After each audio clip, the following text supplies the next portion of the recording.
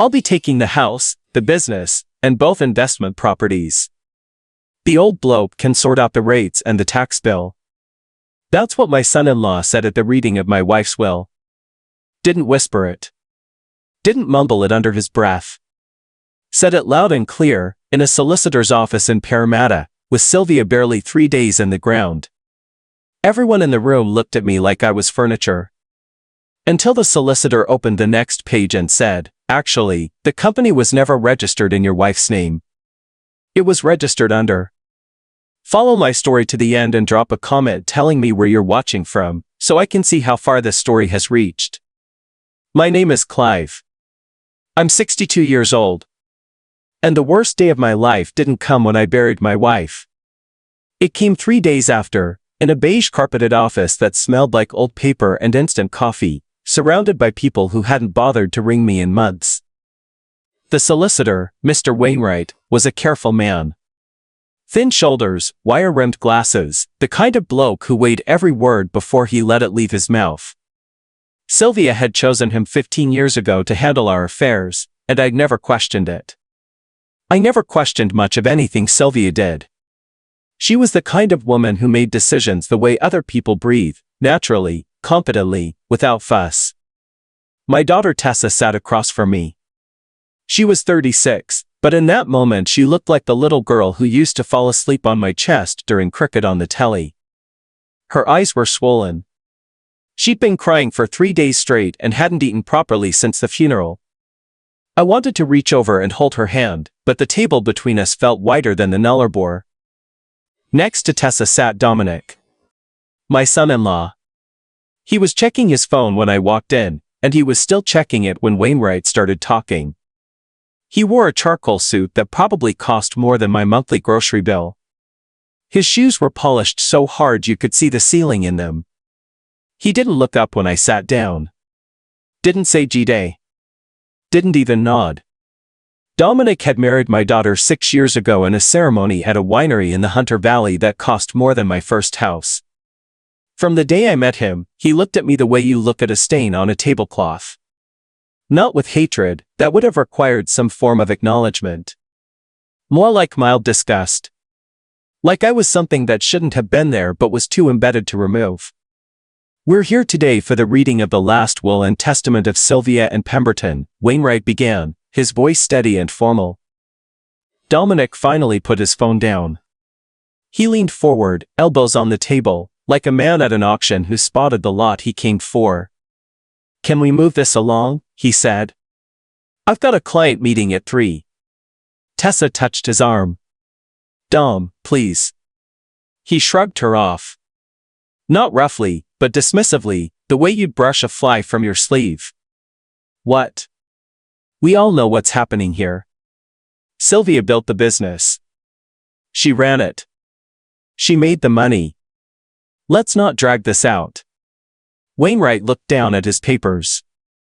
"The deceased has left specific instructions regarding the distribution of her estate, which includes Pemberton Property Solutions, the family home in Epping, a holiday house on the Central Coast, 2 rental properties in Western Sydney, and various financial assets totaling approximately $3.4 million. $3.4 million. I saw the number hit Dominic like a wave. He sat up straighter. His jaw tightened. I could practically hear his brain recalculating. 3.4, he repeated, as though the solicitor might have gotten it wrong and the real number was higher. That is the estimated current value, yes. Dominic glanced at Tessa, then back at Wainwright. Right. Well, obviously Tessa and I will be taking over the business. We'll move into the Epping house. It's better for the kids, closer to their school. The Central Coast place will keep for holidays. And the rentals can keep ticking over under our management. Donald here can handle the council rates or whatever needs doing. Keep him busy. He said my name wrong. He always said my name wrong. I'm Clive. He called me Donald. Sometimes Derek. Once, at a Christmas barbecue, he called me Dave. After 6 years of marriage to my daughter, the man couldn't even remember my name. Or maybe he could and just didn't care enough to use it. It's Clive, I said quietly. What? My name. It's Clive. He waved his hand. Right, sorry. Point is, we've got a plan. Sylvia would have wanted continuity. Stability. Someone competent managing what she built. The way he said competent while looking at me made my stomach turn. Wainwright cleared his throat. Perhaps we should proceed with the actual contents of the will before making any plans. Sure. Dominic leaned back, crossing his legs. Just being practical. No point dancing around it. We all know Sylvia was the engine. She built the business from nothing. She had the brains, the contacts, the work ethic. He looked at me with that thin smile I'd grown to despise. And Clive here, well, every engine needs a handbrake, I suppose. Tessa's cousin Miranda, who was sitting near the door with Sylvia's sister Pauline, actually laughed. A short, sharp laugh that she tried to cover with a cough, but the damage was done. I felt it in my chest like a stone.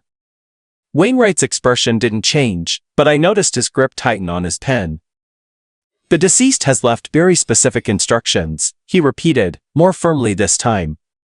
Go on then, Dominic said, spreading his hands magnanimously. Let's hear what Sylvia wanted. I stared at the carpet.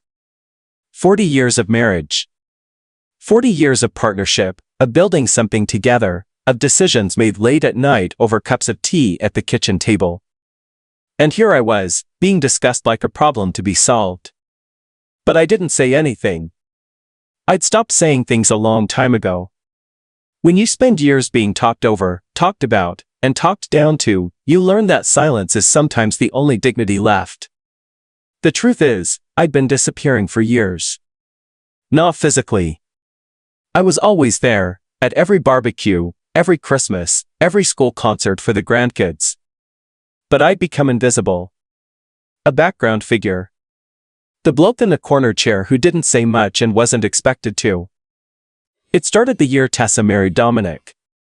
Before that, our family was small but close. Sylvia ran the property business. I handled the books, the maintenance schedules, the council paperwork, the tenant relations. It wasn't glamorous work, but it was necessary, and Sylvia always said I was the backbone of the operation. You keep the wheels turning, love, she'd tell me. I just steer. But Dominic didn't see it that way. Dominic saw a 60-something bloke in a flannel shirt and work boots, driving a 20-year-old Hilux, and he made his judgment in about 3 seconds flat. The first time he showed his true colors was at their engagement party. His parents flew up from Melbourne for the occasion. His father, Philip, was a property developer in Toorak. His mother, Constance, wore a pearl necklace that probably cost more than my Uda. They arrived at our place in Epping, looked around at the modest brick house with the Hills hoist in the backyard, and I watched something shift behind their eyes. So, Clive, Philip had said, beer in hand, what do you do for a living? I work with Sylvia in the property business, I'd said. Work with her how? I'd tried to explain. The maintenance coordination. The financial records. The tenant management. But Philip had already stopped listening. He was looking over my shoulder at the kitchen, probably calculating the value of our suburb. Well, he'd said, clapping me on the back, it's good Sylvia's got a steady hand on the tiller. Not everyone's cut out for the sharp end of business. That night, after everyone had gone home, I'd heard Dominic talking to Tessa in the garden. They didn't know I was in the laundry, sorting towels. Your old man's a bit of a non-event, isn't he? Dominic had said. What does he actually do? He does heaps, Dom. You don't see it because there's nothing to see, babe. Your mum built everything. He just tags along. Tessa had gone quiet. She didn't defend me. And that silence cut deeper than any insult. The years after the wedding were a slow erosion. Dominic turned every family gathering into a stage for his own performance. He'd talk about his sales targets at the real estate firm. His commission checks. His plans to get into commercial property. And whenever someone mentioned me, he'd find a way to redirect. "Clive's keeping busy, aren't you, mate? Pottering around the house, fixing taps, living the dream." He'd say it with a grin, like it was a compliment, but everyone heard what he really meant. That I was useless. That I contributed nothing. That I was just Sylvia's shadow. The worst was Christmas 4 years ago. We were at Tessa and Dominic's place in Bockham Hills. Big house, 4 bedrooms, heated pool. Dominic was holding court in the living room, telling everyone about his latest deal. "Pulled in 240 grand this financial year," he'd said, swirling his wine. "Not bad for a kid from Brunswick." Sylvia's brother-in-law, Ted, had raised his glass. "Well done, Dom. You're a machine." "It's all about drive," Dominic had said. "Some people have it, some don't." He looked directly at me. "No offense, Clive, but not everyone's built for the hustle. Some blokes are just settlers." The room had laughed. Not all of them, but enough. Sylvia had stared at her plate. Tessa had excused herself to check on the kids. I'd gone to the backyard and sat on the pool edge with my feet in the water, listening to the party carry on without me. I sat there for 2 hours. Nobody came to find me. Not even Sylvia, though later she found me in bed and whispered, "He doesn't mean it, love. He's just insecure." Maybe she was right. Maybe insecure people have a gift for finding exactly the words that make other people feel small. What Dominic never knew, what none of them knew, was that the business they all thought belonged to Sylvia was never actually hers. Pemberton Property Solutions was the public face. It was the name on the signage, the business cards, the website. Sylvia ran it brilliantly. She had the charm, the client skills, the instinct for a good deal. But behind that shopfront was something much bigger, and it had been mine from the beginning. I'd started investing in property when I was 23, years before I met Sylvia. I'd worked 2 jobs through my 20s, laboring on construction sites during the day and driving a delivery truck at night. Every spare dollar went into a deposit on a rundown weatherboard in Granville. I fixed it up myself, sold it, and bought 2 more. By the time I met Sylvia at a friend's barbecue in 1984, I already owned 8 properties through a company called Clive Pemberton Holdings. Sylvia was the first person who saw past the calloused hands and the quiet manner. She saw the spreadsheets, the plans, the ambition that I kept hidden because I'd learned early that people treat you differently when they know you have money. My own brother had tried to borrow $50,000 from me and never paid it back. A mate from the building site had sued me over a fence line dispute that was really about jealousy. I learned to keep my mouth shut and my assets invisible. When Sylvia and I married, we made a decision together. She would be the front of the business. I would stay in the background. She'd handle the clients and the contracts. I'd handle the strategy, the acquisitions, the long-term planning. We'd let the world think she was the success story, and I was just the husband. It worked beautifully for 40 years. Until Sylvia got sick. The pancreatic cancer came fast and cruel. We had 9 months from diagnosis to the end. 9 months to plan, to prepare, to have the conversations that most couples never get to have. We talked about Tessa. About the grandkids. About what would happen to the business. And we talked about Dominic. "He'll try to take everything," Sylvia had said one evening, sitting up in her hospital bed at Westmead. "The moment I'm gone, he'll walk into that solicitor's office and try to carve it all up." "I know," I'd said. "And Tessa won't stop him. She loves him too much and she's been under his thumb too long." "I know that too." Sylvia had taken my hand, her grip weaker than it used to be but still firm. "So we need to make sure the truth comes out at the right time. When it'll matter most." We'd spent those final months with Wainwright, going over every document, every holding, every subsidiary. Making sure everything was in order. Making sure the reveal would be undeniable. Sylvia died on a Tuesday in March. The jacarandas were blooming along our street, and I remember thinking how unfair it was that the world could be so beautiful on the worst day of my life. Now, 3 days later, I was sitting in Wainwright's office, watching my son-in-law plan his takeover. "Mr. Forsyth," Wainwright said, using Dominic's surname with deliberate formality, "before we continue, I need to clarify something important." Dominic frowned. "What kind of clarification?" Wainwright opened a thick manila folder. "You've been operating under the assumption that Mrs. Pemberton owned Pemberton Property Solutions outright. Is that correct?" "Of course she did. She founded it. She ran it. Everyone knows that." Wainwright held up a document. "According to the corporate records filed with ASIC, Pemberton Property Solutions Proprietary Ltd. has never been owned by Sylvia Pemberton. It is, and has always been, a wholly owned subsidiary of Clive Pemberton Holdings Proprietary Limited." The silence that followed was the loudest thing I'd ever heard. Dominic's face went through a sequence I'll never forget. Confusion, then denial, then something close to panic. His mouth opened and closed twice before any sound came out. "That's not possible.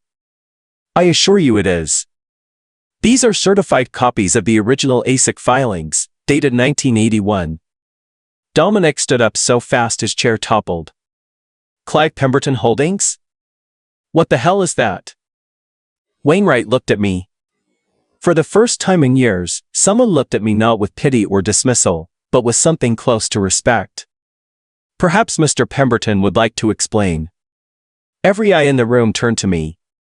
Tessa's were wide, wet, bewildered. Pauline's jaw had dropped. Miranda was gripping the arm of her chair. And Dominic was standing there, fists clenched at his sides, looking at me like I'd just pulled the ground from under his feet. Which, in a way, I had. "It's my company," I said. My voice was steady. Quiet, but steady. "Always has been." "Your company?" Dominic's voice cracked. "You don't have a company. You don't have anything. You drive a Hilux that's older than my kids." Wainwright continued, calm as a surgeon. "Clive Pemberton Holdings owns not just Pemberton Property Solutions, but several other entities. Pemberton Asset Management, which handles the rental portfolio. Pemberton Capital, which provides financing to small property developers across Western Sydney. And Pemberton Land Trust, which holds commercial and rural properties in the Hunter Valley, the Illawarra, and the Central West." Each name landed on Dominic like a physical blow. I watched his shoulders drop a little more with every one. "The combined value of these entities," Wainwright said, turning a page, "as of the most recent independent valuation, is approximately $21.6 million. Tessa made a sound I'd never heard from her before, something between a gasp and a sob. Dominic grabbed the edge of the table. "21 million? No, that's wrong. Look at him. He shops at Aldi. He wears King G shorts from Lowe's. He eats at the RSL on Friday nights." "Because that's all I need," I said. Dominic stared at me. For 6 years, he'd looked at me like I was nobody. Now he was looking at me like he had no idea who I was. And for the first time, he was right to be confused. "But Sylvia ran the business," he said, his voice smaller now. "She was the one who." "Sylvia was brilliant at what she did," I said. "She had the people skills, the charm, the ability to close a deal over a cup of coffee. I didn't have any of that. What I had was patience, and a gift for numbers, and the good sense to stay invisible." "Why?" Tessa whispered. "Why would you hide all of this?" I looked at my daughter. This beautiful woman who had grown up thinking her father was ordinary. Who had married a man who treated me like a joke. Who had slowly, painfully, stopped seeing me as someone worth knowing. "Because 30 years ago, your mother and I learned that money changes people," I said. "Not the people who have it. The people around them. We wanted to know who our family really was. We wanted to know who would love us for us, not for our bank balance." I let that sit for a moment. Then I looked at Dominic. "And we found out." Dominic's face flushed red. "You were testing me?" This whole time? I was hoping you'd pass, I said honestly. I was hoping my daughter had found a man who would treat her father with basic decency, even if he thought I had nothing. A man who measured people by their character, not their car. I do measure people by their character. You called me a handbrake, Dominic. 20 minutes ago. At your mother-in-law's while reading. You couldn't even remember my name. He opened his mouth. Closed it. Wainwright turned to another section of his folder. There are some additional matters to address. What additional matters? Dominic's voice had a new edge to it. Fear. Regarding your employment at Forsyth and Lane Property Group. Dominic went very still. What about it? Forsyth and Lane was acquired 18 months ago by a holding company called Hilltop Acquisitions. Proprietary Limited. Hilltop Acquisitions is a subsidiary of Clive Pemberton Holdings. The color drained from Dominic's face like water down a plug hole. You bought my company? I bought the company you worked for, I corrected. You never owned it, Dom. You were an employee. A good salesman, I'll give you that. But an employee. Tessa was staring at me. Dad, you've been his boss this whole time? Technically, yes. Though I've never interfered with the day-to-day operations. I had people watching, though. Reading reports. Keeping records. Wainwright pulled out another document. Which brings us to some concerning findings. Over the past 18 months, there have been multiple instances of Mr. Forsyth claiming personal expenses as business costs. Restaurant bills for family dinners listed as client entertainment. A holiday to Noosa charged to the corporate travel account. A new television for his home office that was invoiced as conference equipment. Dominic's Adam's apple bobbed. Those were, everyone does that. It's standard practice. It's fraud, Wainwright said mildly. There's more, I said. I hadn't wanted to bring this part up, but it was necessary. 18 months ago, your company hired a new office manager. A woman named Mrs. Keating. She's 68. Widowed. She'd been out of work for 2 years after her husband died, and she needed the income to stay in her home. Dominic said nothing. 3 months after she started, you told your office manager she was too slow for the pace. You made her cry in front of the entire sales floor. You told her she should go back to her garden and leave the real work to people who could handle it. Tessa covered her mouth. Dom, tell me you didn't. She was making mistakes, Dominic said weakly. She couldn't keep up. Her name is Heather Keating, I said. She lives alone in a 2-bedroom unit in Penrith. Her granddaughter has cerebral palsy and Heather's the one who drives her to therapy 3 times a week. She needed that job, Dom. Not for luxuries. For survival. I didn't know, you didn't care to know. That's the difference. The room was silent. Pauline was gripping her handbag so tightly her knuckles were white. Miranda was staring at the floor. Tessa was crying, silently, the tears running down her face unchecked. Dominic sank back into his chair. The arrogance had drained out of him entirely. He looked like a balloon with the air let out. So what happens now? He asked. His voice was barely above a whisper. Wainwright placed a document on the table. Mr. Pemberton has prepared 2 options. Option 1, Mr. Forsyth resigns from Forsyth and Lane with a modest redundancy package, repays all improperly claimed expenses, and signs a confidentiality agreement regarding the family's business interests. And option 2? Termination for cause, based on documented misconduct and fraudulent expense claims. This would void any redundancy entitlements and could result in referral to the appropriate authorities. Dominic stared at the document like it was a snake. The redundancy package, he said quietly. How much? 12 weeks' pay at your current salary, Wainwright said. That's nothing. That's barely enough to. It's more than you offered me, I said. 20 minutes ago, you allocated me the tax bill and told everyone I was lucky to get it. Dominic closed his eyes. Tessa finally spoke, her voice raw and broken. Dad, why didn't you just tell me? Years ago. Why did you let me think you were, that you didn't? That I didn't matter? I finished for her. Because I wanted to see if you'd love me anyway. I wanted to know that when your husband called me useless at Christmas dinner, you'd stand up and say, "That's my father you're talking about." I wanted to know that when he forgot my name for the 100th time, you'd correct him. I wanted to know that my daughter saw me as a person worth defending, even if she thought I had nothing. Tessa's face crumpled. And I didn't. I let him say those things and I just sat there. You were trying to keep the peace. I understand that. Your mother understood it too. But keeping the peace shouldn't mean letting someone destroy your father's dignity at the dinner table. Dominic stood up suddenly. This is manipulation. You set me up. You spent 6 years watching me, waiting for me to fail, and now you're using it against me. I looked at him for a long time. Dominic, I didn't make you say any of those things. I didn't make you steal from your employer. I didn't make you humiliate a 68-year-old woman in front of her colleagues.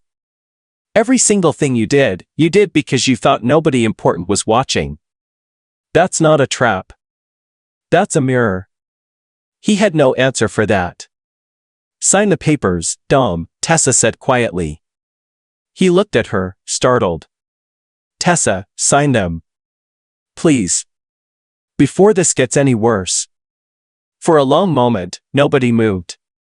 Then Dominic picked up the pen and signed. His hand was shaking so badly the signature looked like a seismograph reading. Wainwright gathered the documents. I'll process these today. Mr. Forsyth, you have 30 days to clear your personal belongings from the office and return any company property. Dominic stood up without a word and walked toward the door. He paused with his hand on the handle. I do love your daughter, he said, without turning around. Whatever you think of me, I love Tessa. Then start acting like it, I said. Because love isn't a feeling, Dominic. It's a decision you make every day, in how you treat the people around you, all of them, not just the ones who can do something for you. He left without another word. After the door closed, Tessa and I sat in silence for what felt like a very long time. Wainwright quietly excused himself, murmuring something about giving us privacy. Pauline and Miranda slipped out after him. Mum knew, Tessa said eventually. It wasn't a question. She helped plan it. The timing, the documents, everything. She wanted to make sure you'd be okay after she was gone. By blowing up my marriage? By showing you the truth about your marriage. There's a difference, sweetheart. Tessa wiped her eyes with the back of her hand, the same way she used to do when she was 5 and had fallen off her bike. Did she suffer? She asked suddenly. At the end. Was she in pain? I thought about lying. But Sylvia and I had promised each other, no more secrets after this. Some, I said. But she was brave. She was braver than I could ever be. And the last thing she said to me was, take care of our girl, Clive. Show her what a good man looks like. Tessa leaned against my shoulder, the way she used to when she was little and the world felt too big. I missed you, Dad, she whispered. I missed my dad. I've been right here, I said, putting my arm around her. The whole time. I never went anywhere. We sat like that until the afternoon sun moved across the carpet and the office grew quiet around us. Father and daughter, finding our way back to each other through the wreckage of years. As we walked out of the building, Tessa stopped on the footpath and looked at me properly, really looked at me, for the first time in years. Will you teach me? She asked. About the business? About all of it? I smiled. It was the first real smile since Sylvia died. I'd like that very much. 4 months later, I was sitting in my real office. Not the shed out the back of the Epping house where everyone assumed I spent my days tinkering with old radios. My actual office, on the 14th floor of a building I'd owned for 12 years, overlooking Parramatta River. Tessa was across from me, going through a stack of tenancy agreements with the kind of focus and intelligence that reminded me so much of her mother it made my chest ache. Dominic had taken a job in Brisbane. He and Tessa were doing counseling over video calls, working through things slowly. I didn't know if they'd make it. Part of me hoped they would, not for Dominic's sake, but for the grandkids, and because Tessa deserved the chance to decide for herself. But another part of me knew that some damage can't be undone with apologies. Some things, once broken, stay broken in ways you can only see when the light hits them at a certain angle. My desk phone rang. "Mr. Pemberton, Heather Keating is here for her 2 o'clock. Send her in." Heather walked in slowly, the way people do when they're not sure they belong in a room. She was wearing a new blouse and her hair was freshly set. She looked different from the woman I'd read about in those incident reports, stronger, more certain. "Mr. Pemberton," she said, her voice wavering slightly. "I just wanted to thank you. Personally. The foundation I'd established in Sylvia's name had covered her granddaughter's therapy costs for the next 3 years. Heather herself had been promoted to office coordinator at one of my other properties, with a proper salary and superannuation. "You don't need to thank me, Heather. You earned everything you've got." After she left, I sat alone for a while, looking out at the river. Sylvia's photo was on my desk, the one from our trip to Uluru 20 years ago, both of us squinting against the sun, red dust on our boots, laughing at something I can't remember anymore. For 40 years, I'd been the man behind the curtain. The silent partner. The invisible hand. I'd been content with that role, happy to let Sylvia take the spotlight while I worked in the shadows. It wasn't sacrifice. It was strategy. And it was love. But now, finally, I could step into the light. Not because I needed anyone's approval. Not because I wanted applause. But because hiding was no longer necessary. The test was over. The truth was out. And here's what I learned, sitting in that solicitor's office, watching a man who thought he was king discover he'd been sitting in someone else's castle the whole time. The way you treat people when you think nobody important is watching, that's who you really are. Not the version you show at dinner parties. Not the version on your LinkedIn profile. The version that comes out when you're talking to someone you think can't do anything for you. Sylvia used to say, "Character isn't what you show the world, Clive. It's what you do when you think the world isn't looking." She was right, as usual. And the old bloke in the flannel shirt, the one with the beat-up Hilux and the Aldi shopping bags, the one who everyone thought was just taking up space? He was looking the whole time.